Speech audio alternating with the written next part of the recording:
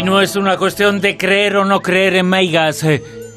Lo habéis oído en muchas ocasiones, porque a verlas, haylas.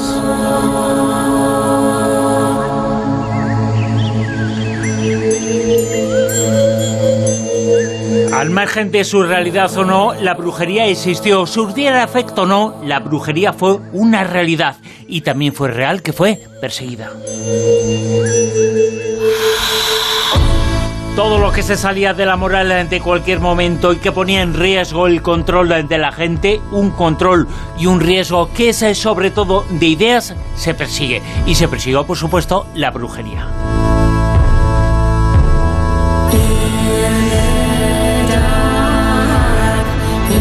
Y vamos a hablar de ello con un especialista, es el licenciado en Derecho, es el doctor en análisis político, acaba de publicar un libro que se titula La profesión de las meigas. Él es Diego Valor en Bravo. Diego, muy buenas, ¿qué tal?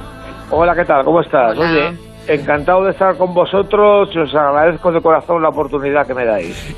Te agradecemos nosotros a ti que estés con nosotros para hablar de un tema que, al margen de que fuera real o no, el hecho de que tuvieran un poder, el fenómeno de la brujería existió y eso es innegable.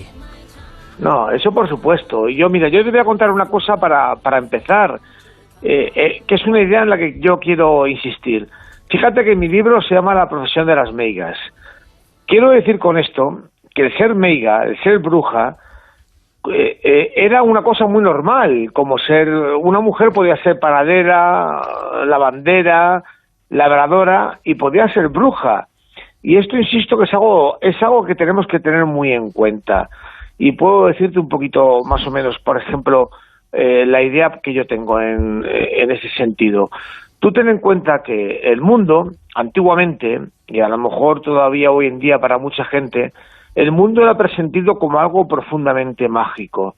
Todos los días ocurría algo que no se comprendía. Salía el sol, salía la luna, se veían las estrellas, y eso es algo que la gente lo notaba como algo incomprendido, entiéndeme, porque no tenían todavía el conocimiento científico que tenemos hoy en día. Te digo todo esto para, por ejemplo, romper con una visión que tenemos nosotros hoy en día, y es una visión muy romántica del tema de la brujería, del tema de la magia. Nosotros pensamos que las brujas eran personas que vivían muy aisladas, en cabañas perdidas en la montaña, perdidas en un bosque, y no, todo lo contrario. Las meigas, las brujas, en Galicia y en toda España, vivían en sociedad, vivían en su lugar, en su momento. Todo el mundo sabía dónde vivían, dónde estaban, y podían acudir a ellas necesariamente. Y además también tenemos que tener en cuenta una cosa que tiene mucho que ver con nuestro tema, y es que en la sociedad de aquella época, en el mundo se producía una lucha entre el bien y el mal, entre el Dios y el diablo. Y el hombre normal, la mujer normal, muchas veces sufría las consecuencias de esa lucha, y podían llegar a pensar que si tenían buena suerte era porque de alguna manera Dios les había tocado, y si tenían mala suerte podían pensar que el demonio estaba interviniendo. Y además también tenemos que tener en cuenta una idea que también nos puede sorprender. Las meigas realmente eran personas de una condición social baja, por así decirlo. Eran personas que no estaban dentro de los ámbitos de influencia, pero fíjate, las élites sociales también practicaban la brujería y la magia. ¿Entiendes lo que te quiero decir? Que no es un fenómeno ligado a la pobreza, y lo dices tú en el libro. No es de las clases bajas. Lo que pasa es que los que juzgaban un poquito eran de eso, ¿no? Vamos a ver si me entiendes. El tema de los juicios y la brujería es una cosa, pero yo ahora te estoy hablando de que la brujería, la magia, era algo que era sentido como algo normal. Ocurría constantemente. Si nosotros hacemos un análisis incluso de la sociedad de la época, te voy a decir una cosa que te puede llamar la atención, pero cuando en el Génesis, cuando Dios crea el mundo, lo crea por la palabra, y en un momento determinado podemos pensar que lo hace de una forma absolutamente mágica. Entiéndeme, contextualizando ese concepto de magia. Con lo cual, como todo era realmente sentido como mágico, la magia tenía mucho sentido. Y por eso, como te digo, acudir a la brujería, acudir a la magia, era algo normal, era algo corriente. Claro, pero Diego, si socialmente era algo tan aceptado, que era, como tú estás diciendo en todo momento, como una profesión más, como que la gente lo tenía como una persona más, ¿no?, de su gremio social. ¿Qué es lo que pasa? ¿Cuál es el punto? ¿Cuál es el detonante que provoca que las brujas pasen de ser una profesión más, una persona más en las reuniones, a ser perseguidas? Bueno, vamos a ver, ahí tenemos que tener en cuenta algo que nosotros en nuestra dimensión moderna nos puede llamar la atención, que es el concepto también de lo femenino. Lo femenino entonces era algo presentido, como te puedo decir, como algo maligno. Ten en cuenta que Eva fue la que trajo, por así decirlo, el pecado original, fue la que le dio la manzana a Adán. Entonces, la mujer entonces era sentida como un receptáculo o como, por así decirlo, algo que de alguna manera podía asumir lo maligno, y lo maligno se manifestaba en el mundo muchas veces mejor a través de la mujer que a través del hombre.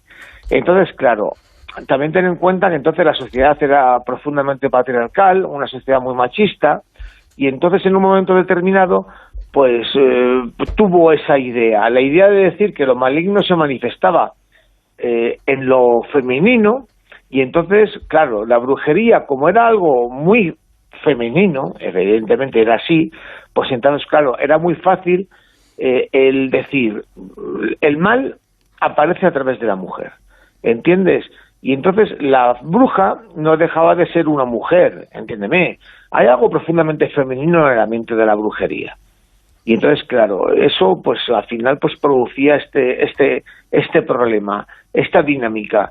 Porque como yo te he dicho desde el principio, como el mundo entonces era comprendido como un lugar donde había una lucha entre el bien y el mal, pues había mucha gente que decía, el mal aparece en el mundo, y el mal de alguna manera tiene mejor forma de manifestación en la realidad a través de la mujer que a través del hombre. Esto evidentemente es una visión muy patriarcal y que al final acabó produciendo algo terrible, que es un genocidio femenino impresionante. Perdona, digo, vamos a hacer una pequeña pausa, porque vamos a hablar con el autor del prólogo de tu libro, y vamos a hacer una pequeña pausa porque le tenemos a él, hemos podido contactar con él, es nuestro invitado. Es un orgullo haber nacido en la misma tierra que este hombre lo ha hecho, y que este hombre, que ha luchado mucho por la vida de la gente, es el juez que más ha investigado y luchado contra el narcotráfico junto al juez Garzón. Cuando hablaba ayer con él al colgar, me dije, caray, he hablado con el juez Taín, qué afortunado soy. José Antonio Taín, Vázquez Taín, muy buenas, ¿qué tal? Buenas noches, es un placer estar aquí y poder saludar nuevamente y felicitar a Diego por este magnífico libro, este estudio sociológico tan bueno y tan profundo que ha realizado. Mirad, el pensar, quería añadir una cosa muy muy breve, el que la mujer se haya tenida como un ser más fácil de dominar por la maldad, no es culpa de la religión católica, es una idea socrática, es decir, Sócrates fue el que definió a la mujer como un ser imperfecto que estaba como un poco un escalón más para abajo. Ese ser imperfecto de socrático llega a través de la invasión musulmana a España, y la Escuela de Toledo es la que, recogiendo esa filosofía socrática, lo introduce dentro de la Iglesia. Entonces se pensaba que al ser más imperfecta era más fácil que el demonio la pudiera dominar. Es exactamente como dice Diego tan brillantemente, el mundo mágico, el mundo de las causas sin explicar, de las cosas en donde se buscaba pues algo mágico o brujeril para explicarlo. Entonces es lo que nos lleva a ello. Tú lo dices mucho en el prólogo, en el trabajo que haces en este libro. Hablas sobre la Inquisición y sobre muchas cosas, pero tenemos muchos mitos, muchas ideas que se nos han quedado como reales con el paso del tiempo, pero que igual no son tan reales. Y la Inquisición, ¿quién va a saber más sobre la historia de la judicatura que tú, no?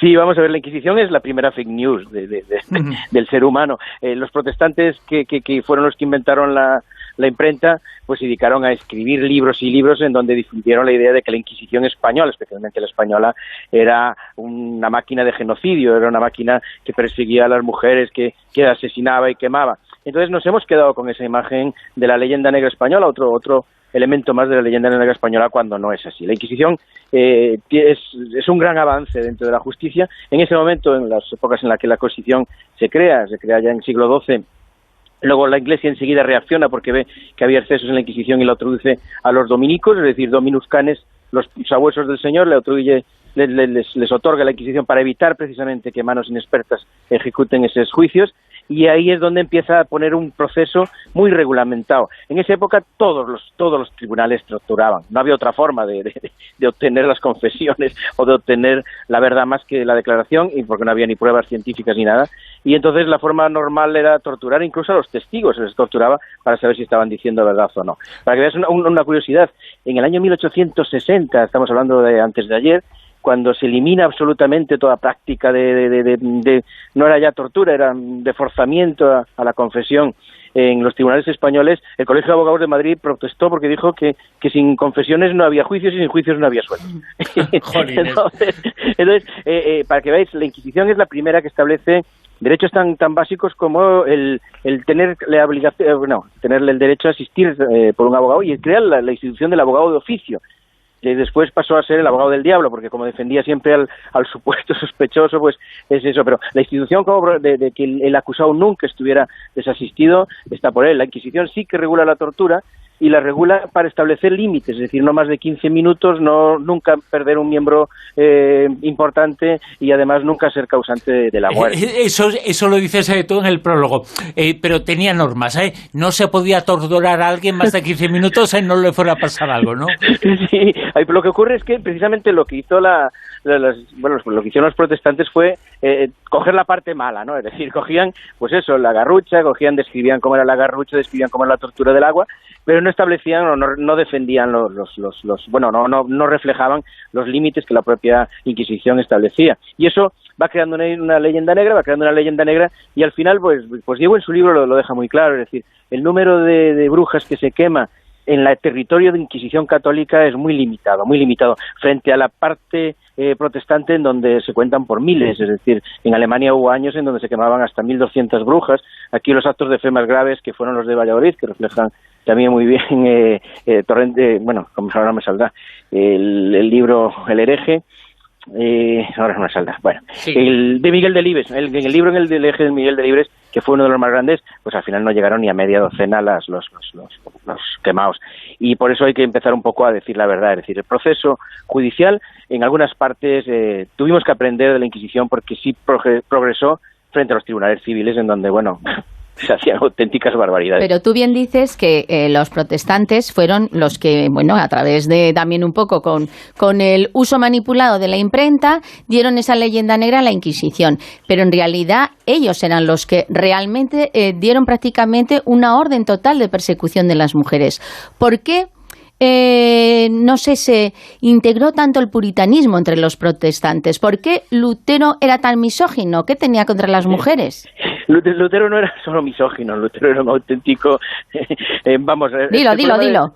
Sí, yo creo que era un genocida muy, muy retorcido. Es decir, era una persona que volvemos a lo mismo. Es decir, en un momento determinado, es curioso, ¿no? Porque siempre pensamos que la sociedad, la historia, el ser humano evoluciona de forma lineal, y el ser humano evoluciona en espiral. Es decir, en el siglo VIII, IX, estamos hablando de cuando la reconquista, las primeras confrontaciones entre musulmanes y cristianos, ahí en esa primera fase de compartir filosofía, en esa primera fase la mujer se consideraba como complemento del hombre.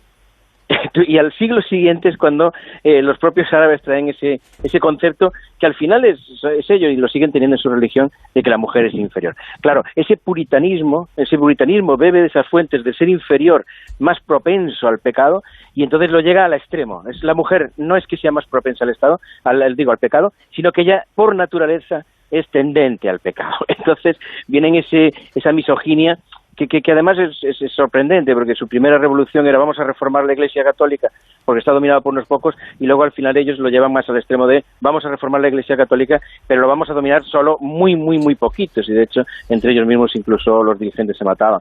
es tristísimo. Yo creo que creemos y seguimos viendo el protestantismo como algo romántico de lucha contra unos estamentos, y nos olvidamos que al final el protestantismo es una corriente dentro de la Iglesia que lleva a un puritanismo totalmente exacerbado. Ella sí que la mera sospecha, la denuncia anónima, ya era suficiente para condenar.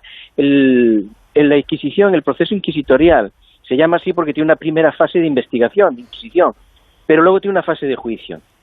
En el protestantismo, esa fase de juicio, en la fase inquisitorial, si lo tenían claro, ya no era necesario celebrar juicio. Joder, madre mía. Oye, Diego Valor, qué importante, qué orgullo también el hecho de que prologue el libro, tu libro, lo prologue un juez, una persona como el juez de Taín. Es importantísimo y además tiene una profundidad el estudio que él hace sobre la Inquisición en el prólogo de este libro verdaderamente fascinante. No, por supuesto, y además don José Antonio tiene toda la razón, porque además tenemos que tener en cuenta una cosa. Los inquisidores españoles que procesaron a las meigas, a las brujas en toda España, eran personas de una gran formación humanística, eran doctores de las grandes universidades de Salamanca, de Santiago, de Alcalá, y eran personas con una capacidad intelectual notable. Y entonces ellos se dieron cuenta de un fenómeno. Ellos, desde el principio, desde el siglo XVI, muy al principio, pensaban que la brujería era un producto de la ignorancia. Sí, entiéndeme lo que te quiero decir. Y entonces, en ese sentido, tenían una visión profundamente humana en contra de lo que pasó en el mundo protestante, donde hubo miles de mujeres quemadas. Cuando, por ejemplo, como te digo yo en el libro, en Galicia, en toda la historia de la Inquisición gallega, solo se llegó a quemar a una mujer. Pero es que si analizamos la Inquisición en general en toda España, yo puedo decirte que más o menos, como mucho, 50 o 60 mujeres fueron quemadas. Y piensa que había ciudades en Europa donde en un solo año se llegaron a quemar a 900, en un solo año. La Inquisición española tenía, y perdona que te interrumpa, Diego, tenía una institución que era el arrepentimiento, ya impedía la pena capital. El arrepentimiento, aunque fuera el caso más grave, yo que sé, eso utilizar brujería con un menor para conseguir la intercesión del diablo, lo más grave que os podéis imaginar, si tú te arrepentías ya no cabía la pena capital. No, eso por supuesto. Pero además, como te digo, eran personas con una profunda convicción humanística, una profunda formación humanística. Y ellos realmente fueron muy innovadores en su momento, porque aplicaron circunstancias que luego vendría, por así decirlo, a reflejar la psicología o la psiquiatría moderna. Decir, no, mira, estos procesos de la brujería realmente son fantasías, por así decirlo. Y entonces realmente las penas que se aplicaban a estas mujeres, hombre, créeme, eran muy crueles. Latigazos, el auto de fe y tal, pero nunca en ningún momento hubo muerte a por ellas. Realmente la Inquisición española, por lo menos en el asunto de la brujería, fue, como te digo, profundamente humanística, profundamente benigna, porque además yo te voy a decir una cosa, que es una de las conclusiones que dio en el libro. Realmente nunca hubo una intención de acabar con la brujería, porque se consideraba que la brujería, la magia, era algo que formaba parte del entorno popular. Además, José Antonio ensalza la figura de un inquisidor que no, yo creo que en España se conoce todo lo que se debería de conocer, que es el caso de Salazar. Sí, por supuesto. Sí, claro. Bueno, es que lo que decía Diego es esencial, es decir, nosotros, el sayón, el juez normal, el juez civil, el sayón, el nombrado, muchas veces era una persona sin formación, dependía mucho de cuál era el fuero, si fuera, pues eso, realengo, abolengo o dominicial, y entonces dependiendo de quién te nombraba el juez, pues muchas veces, hombre, nosotros, por ejemplo, en la historia de Compostela tenemos al arzobispo Gelmírez, que nombró a su hermano, es decir, eran gente que nombraban. En la Inquisición no, es decir, los dominicos, aparte de los grandes doctores de la Iglesia, procuraban siempre buscar a alguien con mucha formación para que fuera tribunal de inquisidor. Y eso lo que garantizaba, por lo menos, pues ya era una persona con un cierto conocimiento, una cierta perspectiva de las cosas y un cierto conocimiento de las normas jurídicas que regulaban el procedimiento. Y aún encima, pues eso, aún encontramos de vez en cuando pues alguna persona que establecía cómo debía ser no solo el proceso inquisitorial, sino también el proceso civil, porque es que es como si cuando estás en un juzgado ves que el de al lado matan gente, y dices, ¡ay, Dios mío! Que nosotros estamos también buscando la identidad entre pecado y delito durante la Edad Media era muy confusa, es decir, la diferencia era muy confusa, y por lo tanto se identificaba mucho. Entonces, oiga, miren, nosotros también perseguimos el pecado, el delito, y sin embargo no tenemos necesidad de matar. Hagan ustedes lo mismo que nosotros, garanticen un poco la presunción de inocencia o algo así. Y es magnífico, la verdad es que es un libro que yo recomiendo muchísimo, porque está muy bien escrito ese labor de Diego de meterse en los archivos y llenarse de polvo para sacar expedientes que la Iglesia Católica nos permite ver. Ha sido una labor magnífica y sobre todo necesaria para ver en casos concretos cómo es esa realidad que nos es tan desconocida. Un honor y un orgullo para el programa, para la Rosa de los Vientos, tener con nosotros, haber tenido esta noche con nosotros al juez Taín, José Antonio Vázquez Taín. Muchas gracias por haber estado con nosotros y muchas gracias por haber reservado unos minutos para hacernos compañía e ilustrarnos. Gracias. Muchísimas gracias, un abrazo muy fuerte. Vale, hasta luego, Diego. Chao. Adiós. Oye, Adiós.